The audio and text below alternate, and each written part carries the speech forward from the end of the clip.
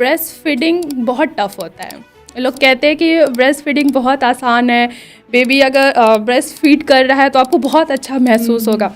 My experience भाई, जब baby feed करता था ना तो मतलब निpples बिल्कुल सोर हो जाते थे, बहुत पेन होता था। या न्यू मदर्स को क्या सजेशन देना चाहेंगे? मैं हर कपल्स को यही सजेशन दूंगी कि अगर आपकी वाइफ ने कंसीव किया है तो फिज़िकली और इमोशनली उनको ज़रूर दोनों तरह सपोर्ट की दीजिए। कई लोग बोलते हैं कि अब तुम्हारा वेट बढ़ रहा है, तो जाहिर सी बात है अंदर एक नन्ही सी जान पल रही है कि जैसे डिलीवरी होती है तो फीमेल के सर के ऊपर कपड़ा लगा देते हैं, उनको रूम से नहीं निकलने देते, हवा का वो रहता है।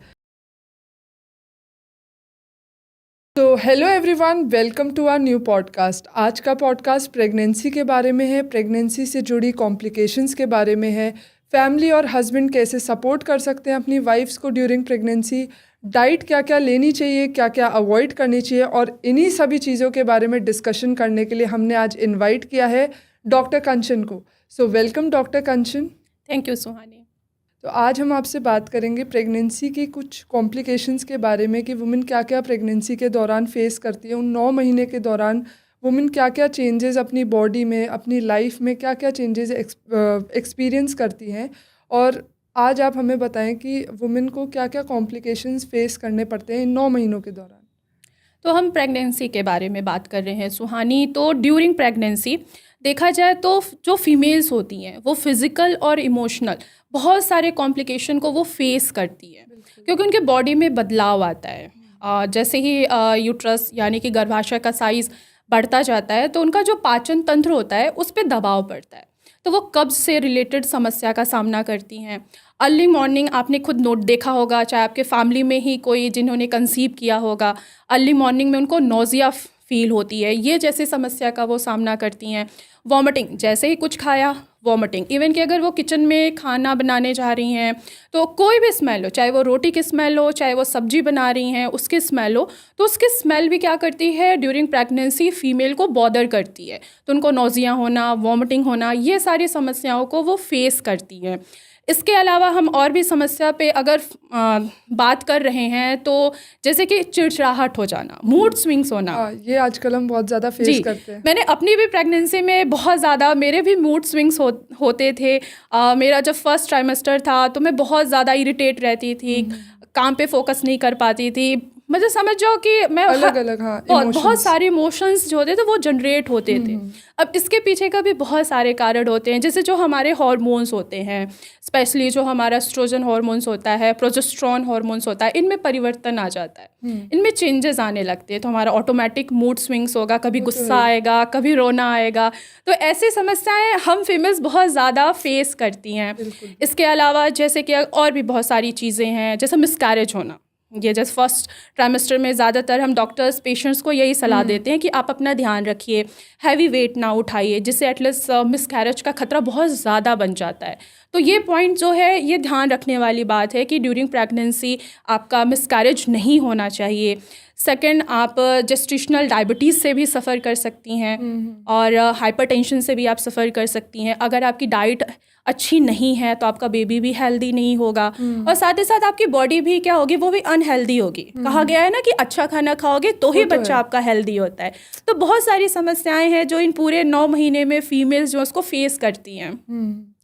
तो पहला हम ऐसे स्टार्ट करते हैं कि फीमेल के लिए ओव्यूलेशन पीरियड क्या होता है, और डिले जब होता है प्रेगनेंसी के टाइम में, तो क्या हमारे लिए एक राइट टाइम है कि हाँ इस टाइम पे हमको प्रेगनेंसी के बारे में सोचना चाहिए, या हमको कंसीव करने के बारे में सोचना चाहिए जिससे ज़्यादा लेट ना हो जाए, जैसे कि आजकल का माहौल चेंज हो रहा है उस हिसाब से कैसे कि हमको स्टार्ट करना चाहिए कि हाँ अब हम प्रेगनेंसी के बारे में सोचना चाहिए हमें?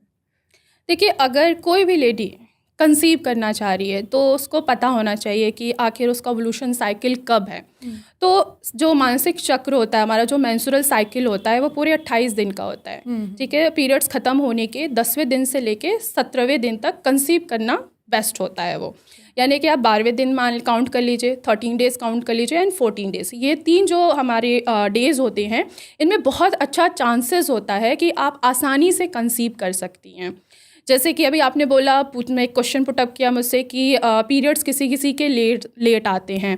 तो पीरियड्स लेट आने के भी बहुत सारे कारण हैं। आप पीसीओडी भी हो सकता है, पीसीओएस भी हो सकता है, या आपने फास्ट फूड इतना ज़्यादा ले रहे हैं, आपका डेली रूटीन हो गया है बाहर का खाना, बाहर की चीज़ें, स्पेशली आप ड्रिंक ले रहे हैं, जैसे अल्कोहल हो गया, स्मोकिंग कर रहे हैं, तो इस पे भी आपके ओवल्यूशन पे बहुत ज़्यादा फ़र्क पड़ता है। तो आजकल जैसे मतलब आजकल का जैसे सराउंडिंग्स हो गई है हमारे, कि आजकल ड्रिंकिंग का बहुत ज़्यादा ज़माना आ चुका है, और आजकल स्मोकिंग का आ चुका है। फीमेल्स आजकल करियर ओरिएंटेड हो चुकी हैं, मतलब करियर की तरफ बहुत ज़्यादा फोकस हो चुके हैं।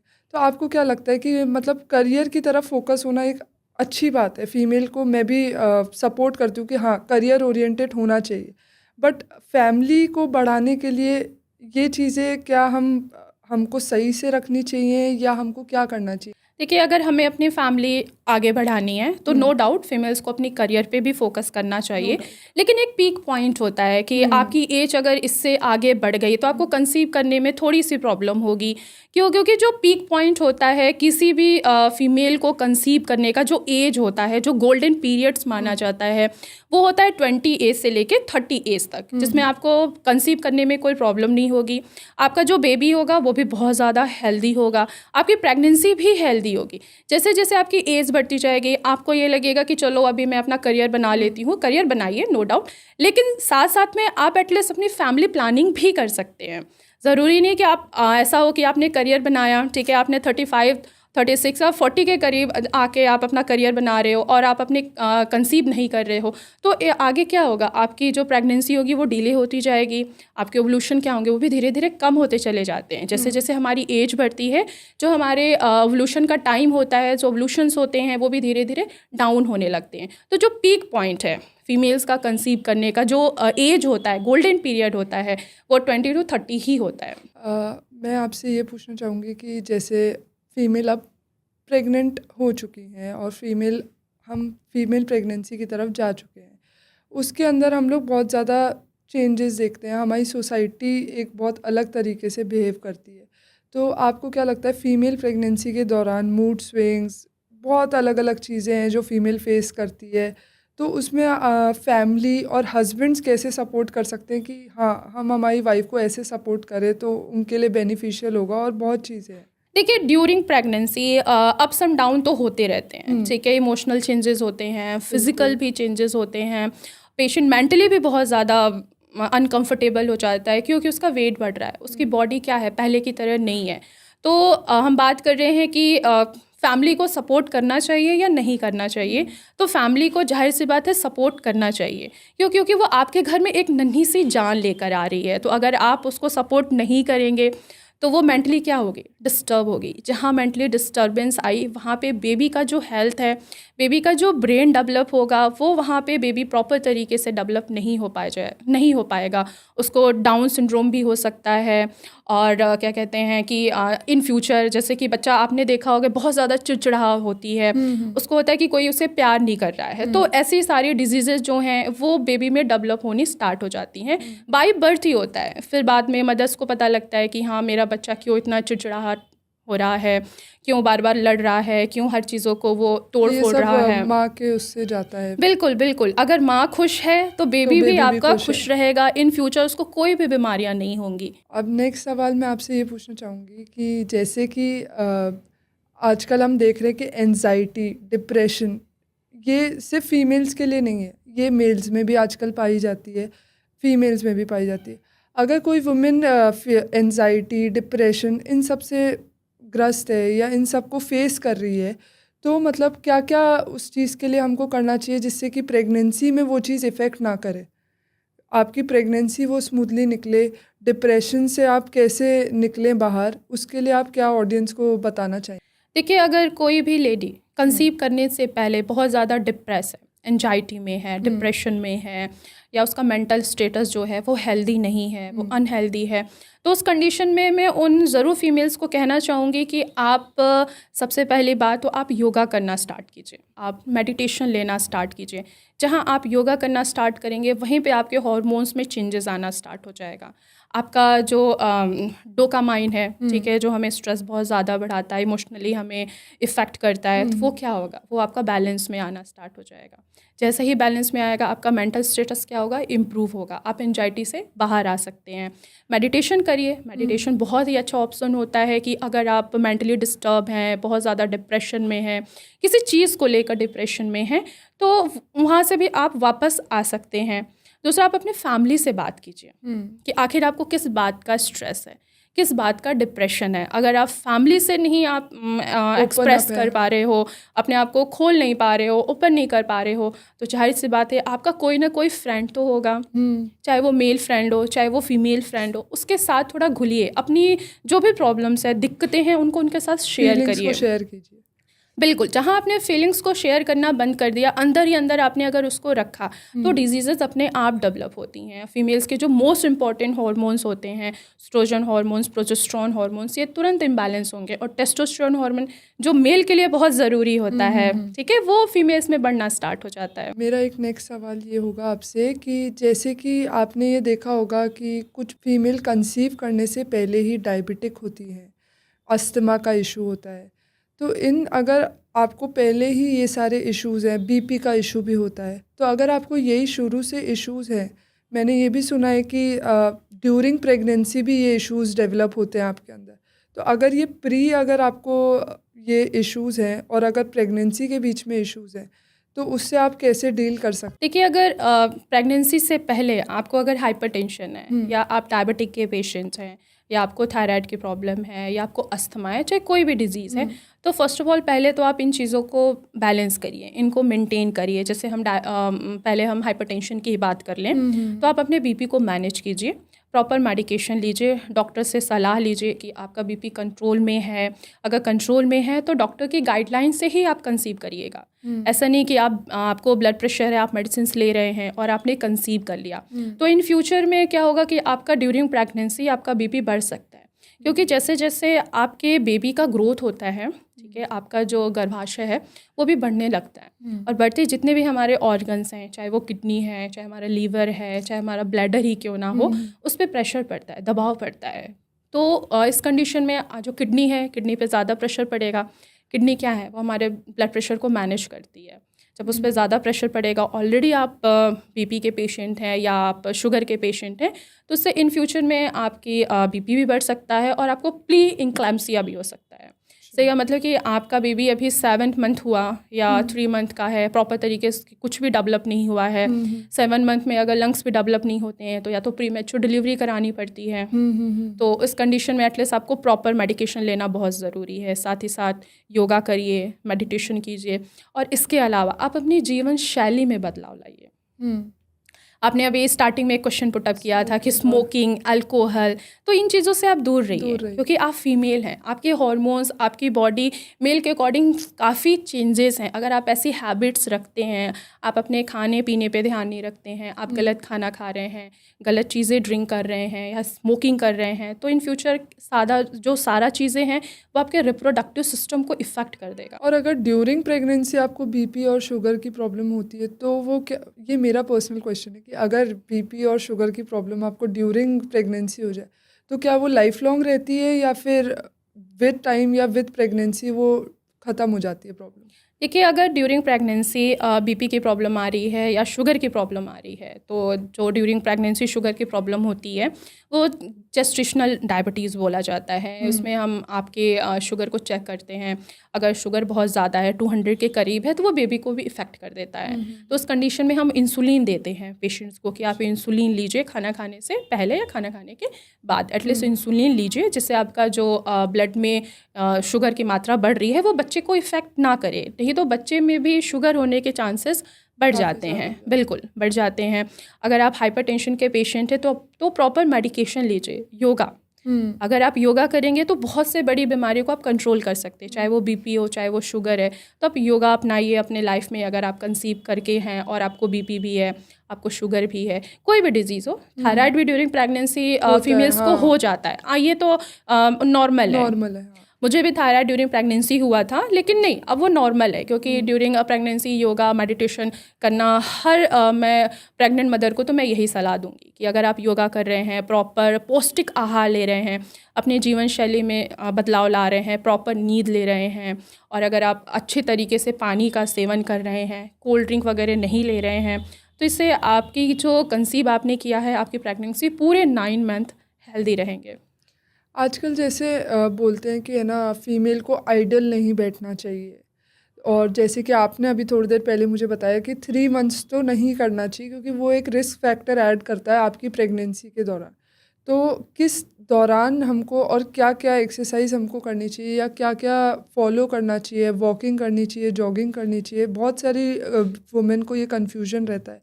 तो हमें क्या क्या करना चाहिए ड्यूरिंग प्रेगनेंसी की लाइट भी रहे और बॉडी एक्टिव भी रहे? देखिए, जो पहला फर्स्ट ट्राइमेस्टर होता है उसमें हर फीमेल्स को थोड़ा सा ध्यान रखना होता है, क्योंकि जिन भी फीमेल्स का प्लेसेंटा एंटीरियर पोजीशन में होता है तो उसमें थोड़ा सा चांसेस होता है मिसकैरेज होने का। अगर आप वर्किंग वूमन हैं तो आप आराम से जाइए, पर ये देखिए कि एटलीस्ट आपको जर्क नहीं लगना चाहिए। आप अपने पर्सनल गाड़ी से भी आप जा सकते हैं अपने ऑफिस।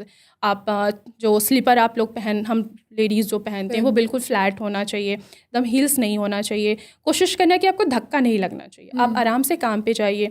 बाकी आपके डॉक्टर्स जो हैं वो आपको अच्छे से सजेशन देंगे कि आखिर आपका जो प्लेसेंटा है वो किस साइड को है, पोस्टीरियर साइड है या एंटीरियर साइड है। अगर एंटीरियर साइड होता है तो थोड़ा सा चांसेस होते हैं मिसकैरेज होने का। फीमेल्स को क्या क्या डाइट लेनी चाहिए, यानी कि क्या क्या उनको खाना चाहिए ड्यूरिंग प्रेगनेंसी जो उनके लिए हेल्दी रहे, और क्या क्या उनको अवॉइड करना चाहिए कि भाई ये तो बिल्कुल मत खाओ, ये आपकी सेहत के लिए और आपके बेबी के लिए, दोनों के लिए बिल्कुल अच्छा है? तो ड्यूरिंग प्रेगनेंसी जो भी फीमेल कंसीव किए हुए हैं या कंसीव करना चाहती हैं, तो पहले मैं बात करूँगी उनकी जो कंसीव करना चाहती हैं, तो सबसे पहले वो फॉलिक एसिड लेना स्टार्ट कर दें।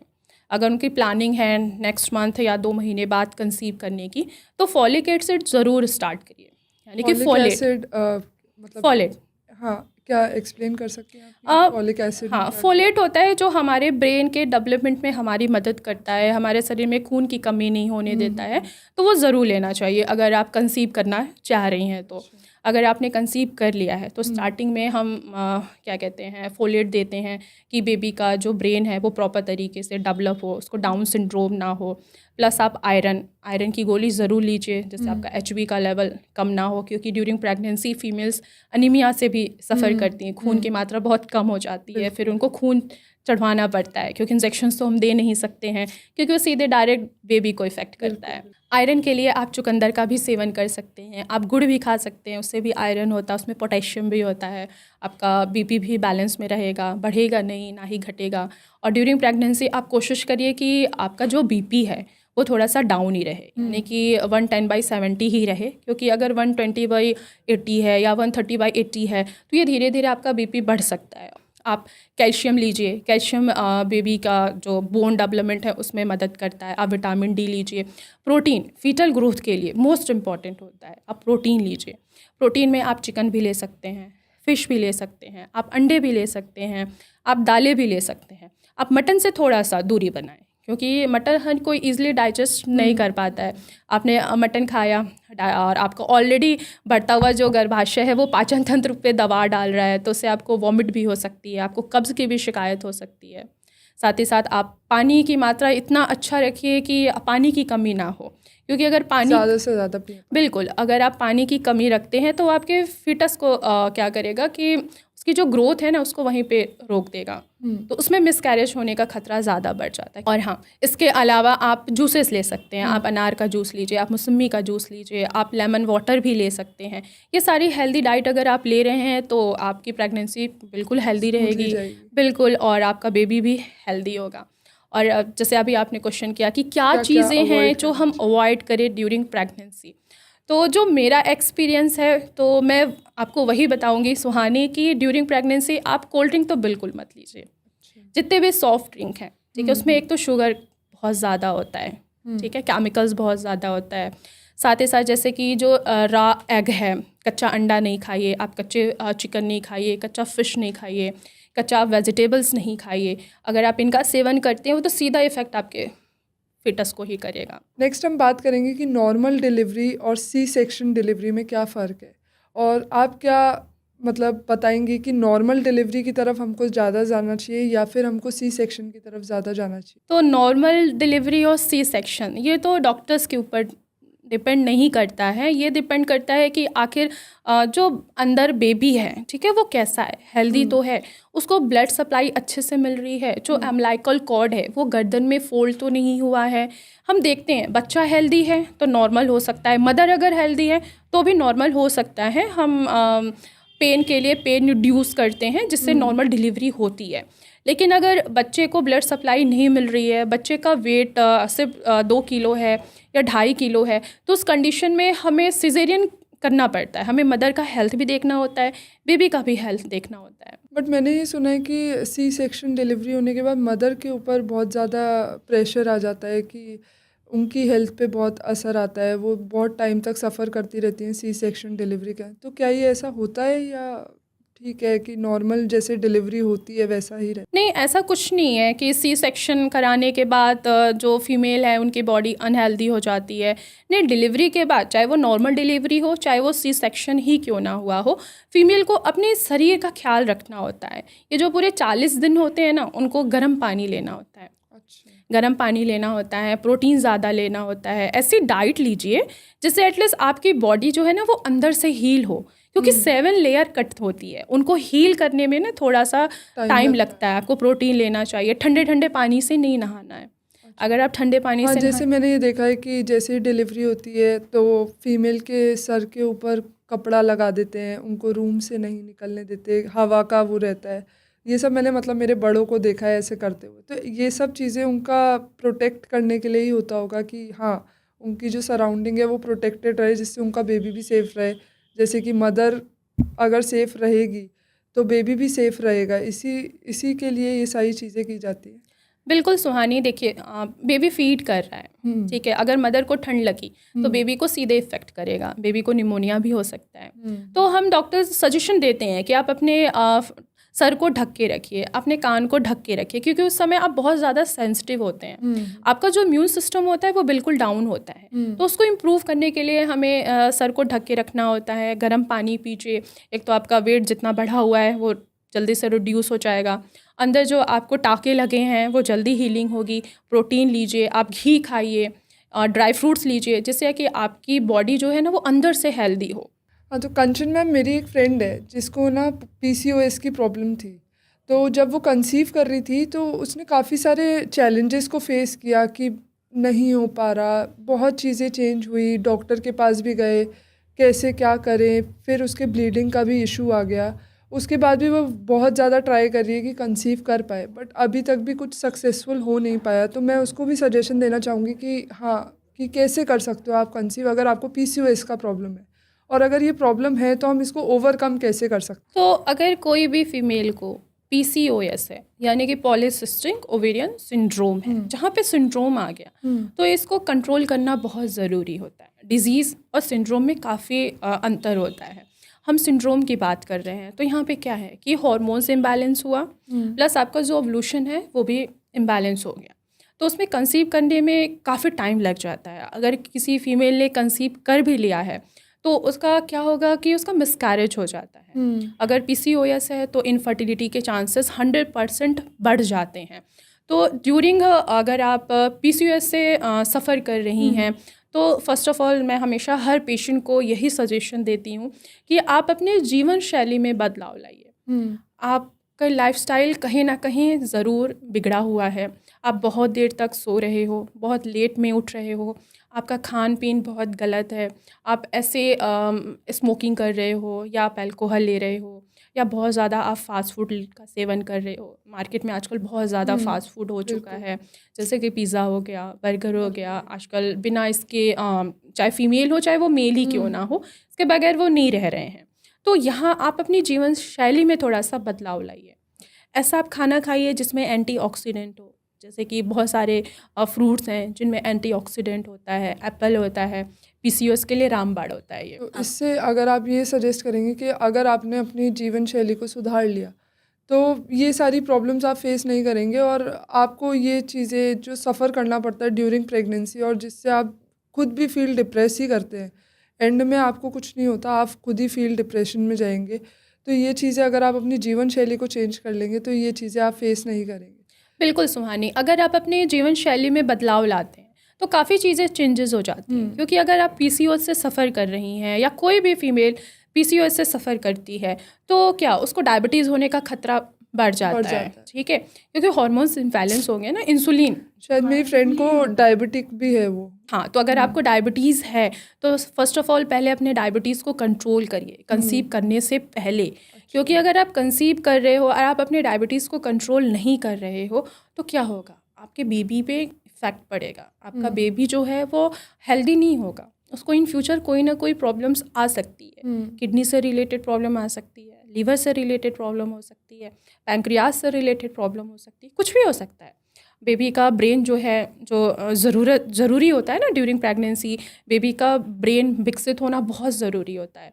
अगर आप पीसीओएस से सफ़र कर रही हैं तो क्या होगा, बेबी पे ही सारा इफ़ेक्ट पड़ेगा। तो किसी भी फीमेल को पोस्टमार्टम डिलीवरी के लिए कैसे प्रिपेयर करना चाहिए? जैसे हमने देखा आजकल शुरू से ही बैग बनने शुरू हो जाते हैं कि हाँ हम हॉस्पिटल जाएंगे तो हम ये चीज़ें प्रिपेयर करके लेके जा सकते हैं।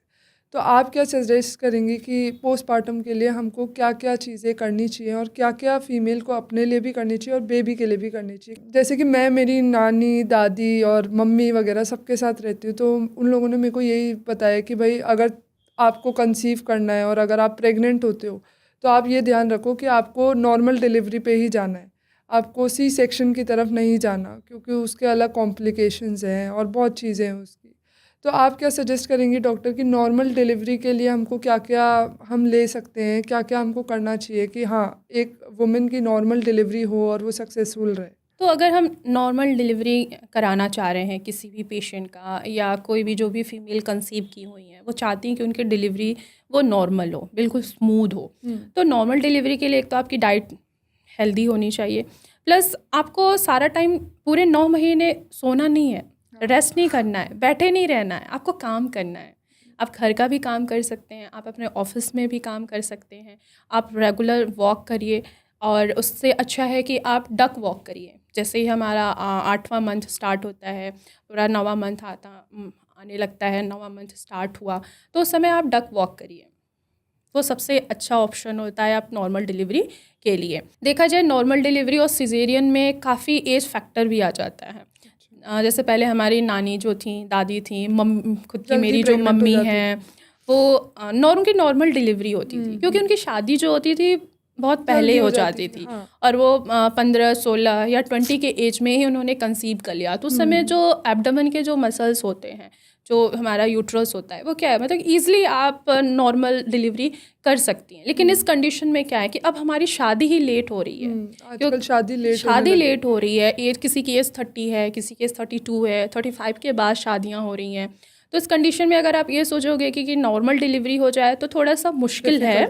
लेकिन अगर आप नॉर्मल डिलीवरी करना चाहते हैं, या कोई भी फीमेल नॉर्मल डिलीवरी चाहती है कि उसकी नॉर्मल डिलीवरी हो, तो वो पूरे 9 महीने एटलीस्ट काम करे। इतना भी हैवी काम ना करे कि फिटस को कोई इफेक्ट हो। आप नॉर्मल काम कर सकते हैं, हाँ आप बेसिक, हाँ ऑफिस जा सकते हैं, आप वॉक कर सकते हैं, आप योगा कर सकते हैं। योगा से आपकी क्या होगी, बॉडी की फ्लेक्सिबिलिटी बढ़ेगी, ठीक है, पाल्विक में क्या होगा, स्पेस आएगा, तो वहाँ से आपकी नॉर्मल डिलीवरी। तो कंचन मैम, जैसे मैं भी मैरिड हूँ और मैं भी अब कंसीव करना चाहूँगी या आगे प्रेगनेंसी की तरफ मैं जाना चाहूँगी, तो हम अपने ओव्यूलेशन पीरियड को कैसे, साइकिल को कैसे जान सकते हैं और कैसे उसके थ्रू हम कंसीव करने का सोच सकते हैं और प्लान कर सकते हैं कि हाँ हम ओव्यूलेशन के थ्रू प्लानिंग कर सकते हैं। तो ओव्यूलेशन जानने के लिए बहुत सारे तरीके हैं सुहानी। आप अपने फ़ोन में मेंस्ट्रुअल ट्रैकर आप डाउनलोड कर सकते हैं, उससे आपको पता लग सकता है कि हाँ ओव्यूलेशन की टाइमिंग अब स्टार्ट हो गई है। दूसरा, आपकी बॉडी, जो हमारा बॉडी बेसल टेम्परेचर होता है ना, ओव्यूलेशन के टाइम पे थोड़ा सा बढ़ जाता है। आपने नोटिस किया होगा कि हाँ जब ओव्यूलेशन होता है तो उस समय हमें हल्की हल्की ठंड लगने लगती है, क्योंकि हमारा बॉडी का जो टेम्परेचर है ना वो थोड़ा सा इंक्रीज़ हो जाता है।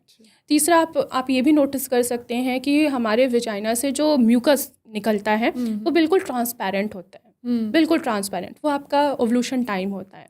तो आप इन 3 चीज़ों से पता लगा सकते हैं आसानी से। ओवुलेशन स्टार्ट हो चुका है और अब आप बिल्कुल। प्रेगनेंसी के लिए आप तैयार ट्राई हैं, कर अगर आप कंसीव करना चाहते हैं तो आप एक बार ट्राई कर सकते हैं। तो डॉक्टर कंचन, जैसे हमारी दादी नानी वगैरह सब साथ में हैं और वो ये बोलते हैं कि प्रेगनेंसी के दौरान ये फ्रूट्स तुमको खाने चाहिए, ये ड्राई फ्रूट्स खाने चाहिए, तो आप क्या सजेस्ट करेंगे कि हाँ ये फ्रूट्स आप खाएंगे तो प्रेगनेंसी के दौरान ये सही रहते हैं हमारे लिए?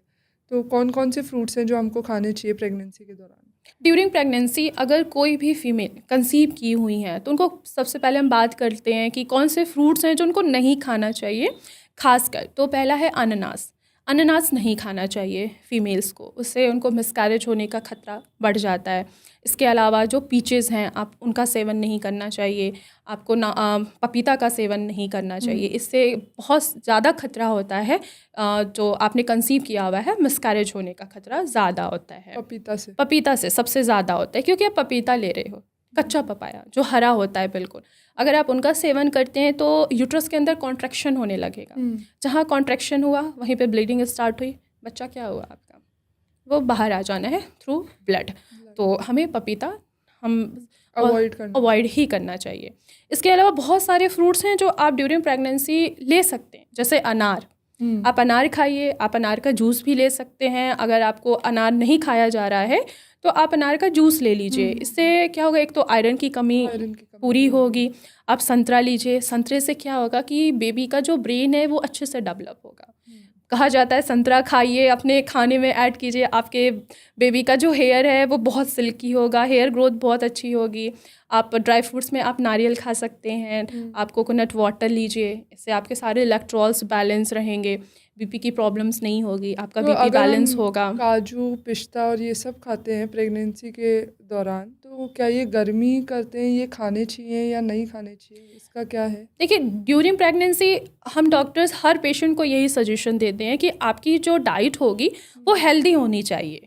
और ड्राई फ्रूट्स गर्म नहीं होते हैं, आप उनको डिप करिए, डिप करके, बिल्कुल आप डिप करिए और डिप कर दीजिए, शोक कर दीजिए, अब सुबह उठ के खाइए, एक नारियल पानी लीजिए, कोई प्रॉब्लम नहीं होगी। आपका बेबी डेवलप होगा, अंदर से उसका ब्रेन डेवलप होगा, आपको खून की कमी नहीं होगी, बेबी को कैल्शियम की कमी नहीं होगी, विटामिन की कमी नहीं होगी, और फर्स्ट ऑफ ऑल उसका इम्यून सिस्टम जो है वो भी इम्प्रूव होगा। ब्रेस्ट फीडिंग के लिए फ़ीमेल को कैसे प्रिपेयर करना चाहिए और मतलब क्या क्या करना चाहिए कि हाँ ब्रेस्ट फीडिंग के लिए प्रॉब्लम ना आए उनको?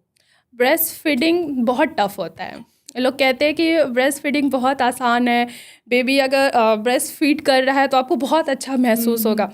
माई एक्सपीरियंस भाई, जब बेबी फीड करता था ना तो मतलब निप्पल्स बिल्कुल सोर हो जाते थे, बहुत पेन होता था।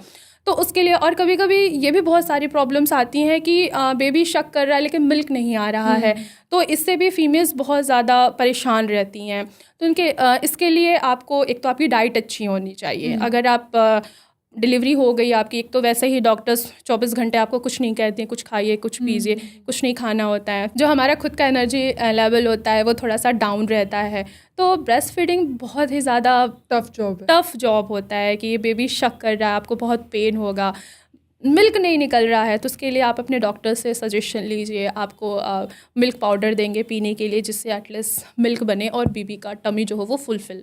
तो अब मैं आपको बोलना चाहूँगी कि अब आप न्यू मैरिड कपल या न्यू मदर्स को क्या सजेशन देना चाहेंगी कि वो अपनी प्रेगनेंसी को कैसे स्मूथली निकाल सकते हैं और कंसीव करने के क्या क्या वो चीज़ें हैं जो वो अपना सकते हैं जिससे ईजीली सारी प्रेगनेंसी का प्रोसेस उनके लिए ईजी हो जाए? देखिए, तो अगर जितने भी न्यू मैरिड कपल हैं, तो अगर वो कंसीव करना चाहते हैं तो फर्स्ट ऑफ ऑल पहले एक दूसरे से बात करिए, एक दूसरे को समझिए कि हाँ आपकी पार्टनर कंफर्टेबल है कंसीव करने के लिए। अगर कंफर्टेबल है तो आप ट्राई कर सकते हैं। अगर पार्टनर ने कंसीव कर लिया है, ठीक है, तो आप अपने खाने में अच्छी डाइट रखिए, प्रोटीन लीजिए, फाइबर लीजिए, मिनरल्स लीजिए, जूसेस लीजिए, पानी लीजिए, जिससे आपका बेबी हेल्दी हो। और मैं हर कपल्स को यही सजेशन दूंगी कि अगर आपकी वाइफ ने कंसीव किया है तो फिज़िकली और इमोशनली उनको ज़रूर सपोर्ट दीजिए, बिल्कुल, क्योंकि मैंने खुद देखा है कई लोग बोलते हैं कि अब तुम्हारा वेट बढ़ रहा है, तो जाहिर सी बात है अंदर एक नन्ही सी जान पल रही है। उस नन्ही सी जान को पालने के लिए बहुत कुछ चीज़ें खानी होती हैं।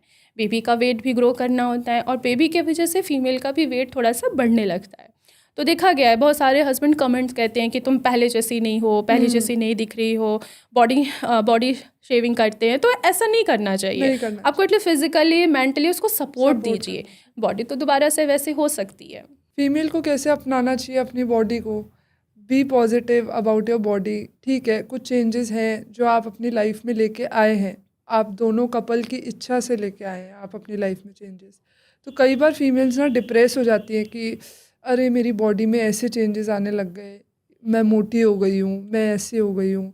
कई हस्बैंड्स भी बोल देते हैं, बट ये चीज़ें नहीं होनी चाहिए। आपको खुद अपनी बॉडी को लेके पॉजिटिव रहना चाहिए कि ठीक है, ये चेंज है जो मैंने एक्सेप्ट किया है और यही चेंजेस के साथ मुझे अब लाइफ टाइम रहना है।